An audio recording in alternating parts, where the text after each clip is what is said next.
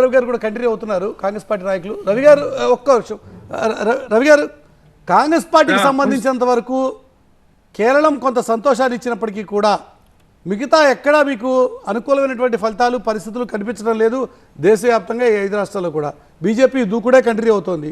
దీని గురించి ఏమంటారు? మురళి గారు, ఈ ఎన్నికల రిజల్ట్స్ రాకముందే మాకు కేరళ వస్తుందని అనుకున్నాము.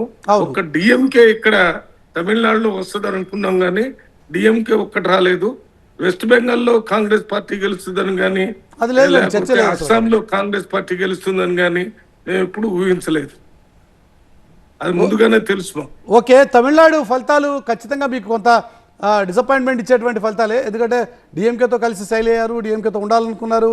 ఆ మాటకు వస్తే రాహుల్ గాంధీ క్యాంపెయిన్కి ఫస్ట్ ముందొచ్చి మద్దతు ప్రకటించినటువంటి వ్యక్తే డిఎంకే స్టాలిన్. కానీ అలాంటి ఒక ఫ్రెండ్లీ పార్టీ ఈరోజు అక్కడ ఓడిపోతే కొంత కాంగ్రెస్ పార్టీ ఇప్పటికే కష్టాల్లో ఉన్నటువంటి పార్టీకి ఒక ఇబ్బందికరమైన పరిణామం కాదా ఇది? అంటే ఇప్పుడు రాష్ట్ర ప్రభుత్వాన్ని ఏర్పాటు చేయలేదనే ఇబ్బంది ఏర్పడుతుంది ఇక్కడ డిఎంకే కానీ లేక వెస్ట్ బెంగాల్లో టీఎంసీ కానీ. కానీ రేపు వచ్చేటటువంటి జనరల్ ఎలక్షన్ సెంట్రల్ గవర్నమెంట్ కి, అందులో ఈ రెండు ఓడిపోయినటువంటి పార్టీలు ఇప్పుడు డిఎంకే అక్కడ టీఎంసీ రెండు కూడా కేంద్రంలో ప్రభుత్వాన్ని ఏర్పాటు చేయడానికి ఇప్పటి నుంచే కష్టపడి పనిచేసేటటువంటి అవకాశం ఉంటుంది ఒకటి.